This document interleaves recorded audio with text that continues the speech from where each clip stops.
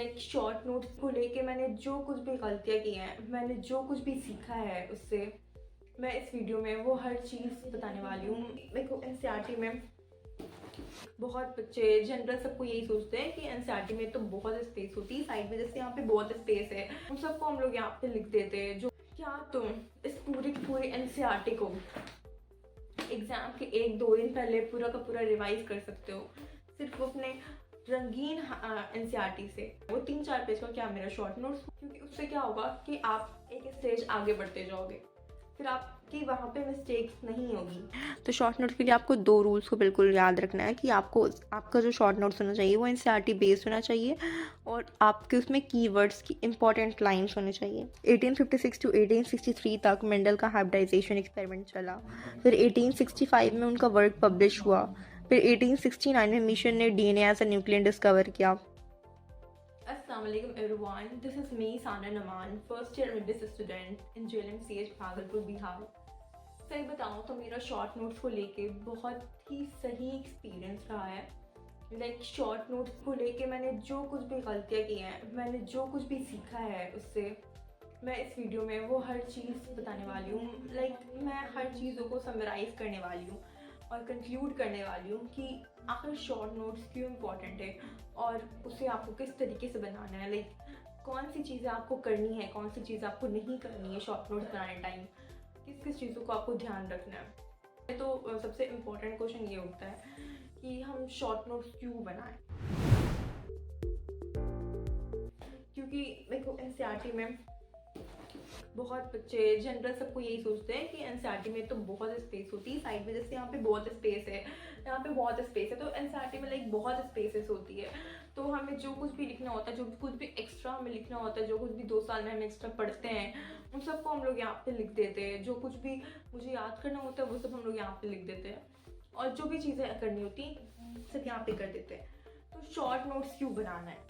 Biology में short notes बनाने का कोई ज़रूरत नहीं है। तो देखो ठीक है, तुम्हारी बात भी सही है, लेकिन तुम खुद सोचो जब एग्ज़ाम में के लिए 1 या 2 मंथ बाकी होगा या 1 वीक ही होगा या एग्ज़ाम के 1 दिन 2 दिन पहले, क्या तुम इस पूरी एनसीईआरटी को एग्ज़ाम के 1-2 दिन पहले पूरा का पूरा रिवाइज कर सकते हो सिर्फ अपने रंगीन एनसीईआरटी से, जो पूरी रंगी हुई है टेक्स्ट से, डाटा से, कुछ एक्स्ट्रा जो कुछ भी तुमने पढ़ा उन 2 सालों में, उन हर चीज़ों से? तो क्या तुम्हें सच में लगता है कि लास्ट टाइम पे, लास्ट मोमेंट पे, एग्जाम के 1 दिन पहले तुम्हारी ये रंगीन लाल पीली एनसीईआरटी तुम्हें काम देने वाली है? Definitely not. तुम उससे बिल्कुल भी नहीं अच्छा अपना परफॉर्म कर पाओगे। लाइक मेरी यही सब गलतियाँ थी। फिर जब मैंने शॉर्ट नोट्स बनाना स्टार्ट किया, और शॉर्ट नोट्स भी ऐसे ही आपको कुछ भी नहीं बनाना होता। लाइक एक केस होता है, लाइक पहले शुरू में मैं क्या करती थी कि मैं किस तरह से शॉर्ट नोट्स बनाई थी। मैं लाइक कोई चैप्टर पढ़ी तो मैंने उस चैप्टर में एनसीईआरटी से जो कुछ भी पढ़ा उन सबको लिख लिया, जो भी कुछ टीचर्स ने बताया एक्स्ट्रा जो कुछ भी सब लिख लिया। तो वो 3-4 पेज का मेरा बन गया। वो 3-4 पेज का क्या मेरा शॉर्ट नोट्स हुआ? नहीं, वैसा शॉर्ट नोट्स आपका कोई काम का नहीं। एटलीस्ट 2 पेज में कंसाइज करो अपने शॉर्ट नोट्स को। अब हम बात करेंगे कि correct way of short notes making क्या है, किस तरह से हम लोग शॉर्ट नोट्स सही तरीके से बना सकते हैं। तो देखो उसके कुछ रूल्स हैं और वो रूल्स पता होना बहुत ज़रूरी है। लाइक आप अपने शॉर्ट नोट्स में कुछ भी नहीं लिख सकते हो। सबसे पहली बात कि वो शॉर्ट नोट्स एनसीईआरटी बेस्ड होनी चाहिए। दूसरी बात, उसमें कीवर्ड्स लिखने हैं, इंपॉर्टेंट जो भी कीवर्ड्स हैं वो लिखने हैं। पूरा का पूरा स्टेटमेंट नहीं लिख देना, आपको बुक नहीं लिखनी है बैठ के, इंपॉर्टेंट लिखना है। उसके अलावा जो भी चीज़ें आप भूल रहे हो या आपको पता होता है ना कि आपको किस चैप्टर में क्या चीज़ें याद है और क्या चीज़ें नहीं याद है, या फिर आप भूल जाते हो उसको। जैसे बायोलॉजिकल क्लासिफिकेशन में ही बात कर लो तो आपको पता होगा कि मुझे इसमें से कौन कौन से एग्जाम्पल्स अच्छे से याद है, किस किस का मुझे डिवीज़न अच्छे से याद है। और लेकिन उसी में आपको ये भी पता होगा कि मुझे किस किस के एग्जाम्पल्स नहीं याद है, मुझे टेट्राफाइडा का एग्जाम्पल नहीं याद है। तो ये आपको पता होता है। तो जो आपको पता है कि आपको वो नहीं आता है, स्पेशली उन सब चीज़ों को आपको अपनी शॉर्ट नोट्स में लिख लेना है। क्योंकि उससे क्या होगा कि आप एक स्टेज आगे बढ़ते जाओगे, फिर आप कि वहाँ पे मिस्टेक्स नहीं होगी। फिर आप जहाँ पे गलती कर रहे थे, जिस चीज़ को आप भूल रहे थे, फिर वो चीज़ आप नहीं भूलोगे, क्योंकि वो आपकी शॉर्ट नोट्स में लिखा जाएगा। आप अपने वीक पॉइंट्स को कैंसिल कर रहे हो, और यही एक अच्छे स्टूडेंट की खास बात है। इस तरह आप धीरे धीरे अपनी वीकनेस को ख़त्म करते जाओगे और आप एक लेवल इम्प्रूव करते जाओगे खुद को। तो अब मैं बताऊंगी कि मैंने अपने शॉर्ट नोट्स किस तरह से बनाए थे। तो अब देखो, जैसे कि मैंने बताया कि आपको शॉर्ट नोट्स कैसे बनाने हैं। तो शॉर्ट नोट्स के लिए आपको 2 रूल्स को बिल्कुल याद रखना है कि आपको आपका जो शॉर्ट नोट्स होना चाहिए वो एनसीईआरटी बेस्ड होना चाहिए, और आपके उसमें कीवर्ड्स की इंपॉर्टेंट लाइंस होने चाहिए। जैसे ये प्लांट ग्रोथ एंड डेवलपमेंट का शॉर्ट नोट्स है, तो उसमें मैंने क्या करा है, सबसे पहले मैंने फेजेस ऑफ ग्रोथ लिख लिए कि कितने फेज होते हैं ग्रोथ के। फिर ग्रोथ रेट मैंने लिख लिया, जिसके 2 ग्राफ बनते हैं, एक लीनियर बनता है, एक सिग्मॉइड बनता है। फिर यहाँ पर जब भी मैं आती हूँ तो फिर मैं जा कर के उसके ग्राफ देख लेती हूँ। फिर उसका इक्वेशन क्या है वो भी यहाँ पता चल गया। फिर नेचुरल एनवायरनमेंट में एस शेप्ड कर्व होता है, उस एस शेप्ड कर्व में कौन कौन से फेजेस होते हैं वो लिख लिया। प्लास्टिसिटी क्या होता है, उसका एग्जाम्पल क्या क्या है वो लिख लिया। फिर प्लांट ग्रोथ हार्मोन्स के बारे में मैंने लिख लिया। फिर सबके इंपॉर्टेंट पॉइंट्स जो भी इंपॉर्टेंट है वो सब लिखना है, कुछ भी फिजूल नहीं लिखना है। तो इस तरह से मैंने इस चैप्टर के सिर्फ और सिर्फ एक पेज में सारा कुछ कवर कर लिया। फोटो पीरियोडिज्म कवर हो गया, वोनेलाइजेशन कवर हो गया, सब कुछ कवर हो गया इस चैप्टर का। अब ऐसे ही जैसे सेल की बात कर लेते हैं, तो सेल में सबसे पहले मैंने प्लाज्मा मेम्ब्रेन के बारे में लिखा, प्लाज्मा मेम्ब्रेन के स्ट्रक्चर लिखा, उसका अरेंजमेंट लिखी मैं, उसके बाद उसका मैं डिस्कवरी लिख ली।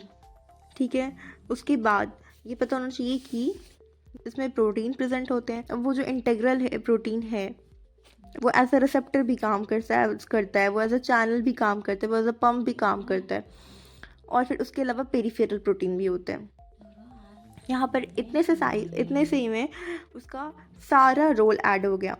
उसके बाद उसका स्ट्रक्चर भी ऐड हो गया। लेसिथिन का बना होता है, लेसिथिन जो है वो क्या होता है, वो फॉस्फोलिपिड होता है, उसमें प्रोटीन्स प्रेजेंट होते हैं, ग्लाइकोलिपिड का होता है।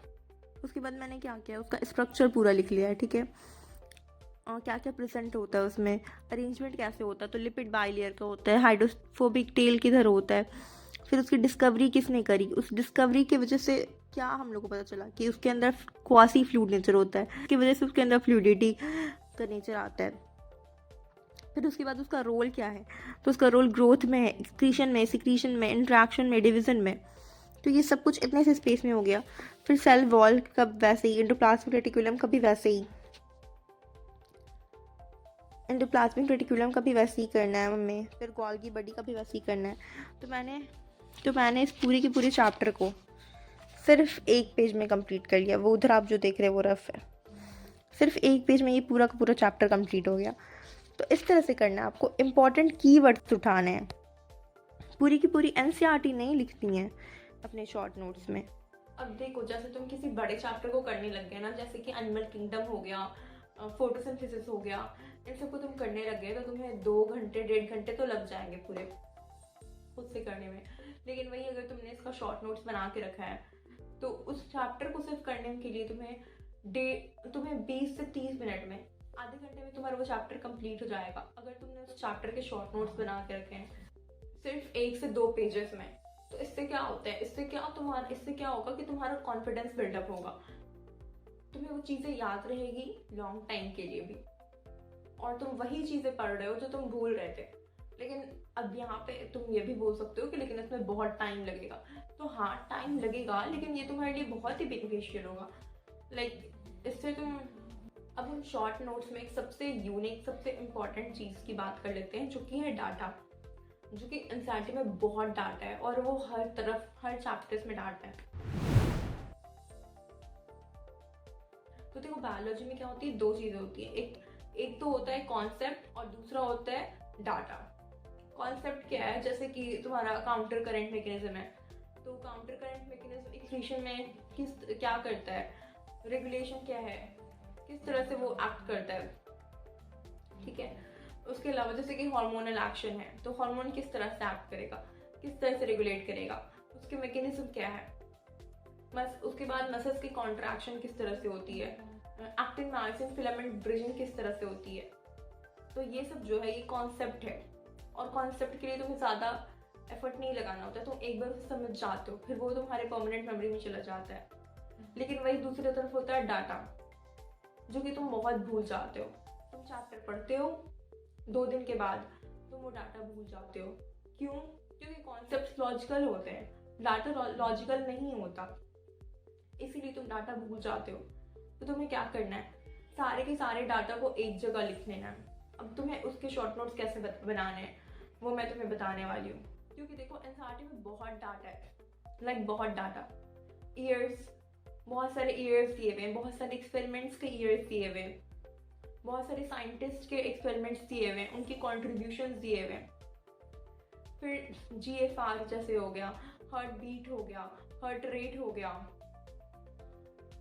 स्ट्रोक वॉल्यूम हो गया, एंटास्टोलिक वॉल्यूम हो गया। तो ऐसे बहुत सारे डाटा तुम्हें मिलेंगे एनसीईआरटी में। अब तुम मुझे बताओ कि एनसीईआरटी में इतना सारा डाटा है, कुछ इधर है, कुछ उधर है, कुछ उधर है, कुछ इधर है। अब एग्जाम के सिर्फ 1-2 दिन पहले तुम इतने सारे डाटा को कैसे पढ़ोगे? देखो मुझे ऐसा लगता है कि data is the only thing जो कि आपकी कॉन्फिडेंस को लो करती है।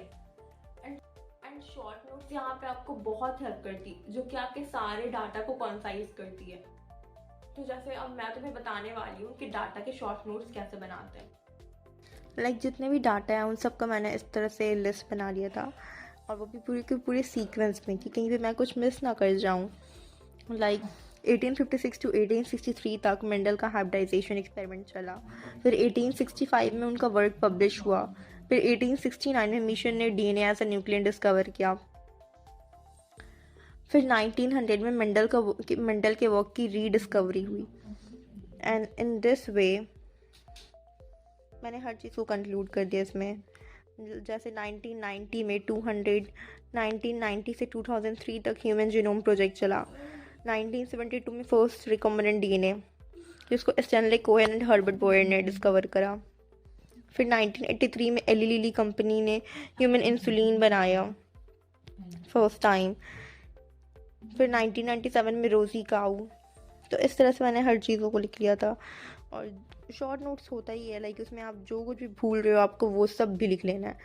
जैसे अगर मैं भूल गई यहाँ पे कि 1891 में हेनकिंग ने एक्स बॉडी के बारे में और सेक्स डिटर्मिनेशन के लिए बताया कि हार्ड वर्क और स्मार्ट वर्क दोनों आपको साथ करना होगा। आपको एक्स्ट्राऑर्डिनरी चीज़ें भी करनी है, लेकिन इन अ राइट डायरेक्शन। इसीलिए मुझे ये वीडियो बनाना पड़ा कि आपको अपने शॉर्ट नोट्स किस तरीके से बनाने हैं और किस तरीके से नहीं बनाना। सो यार that for today's guys, and I hope कि आप सब इसी तरह से अपना शॉर्ट नोट्स बनाओगे। And short notes is really very important for your revision before your test, before your one week before your exams, or 1 day or 2 day before your exams. Like it's the very important thing. So yeah, that's for today's guys. Thanks for watching.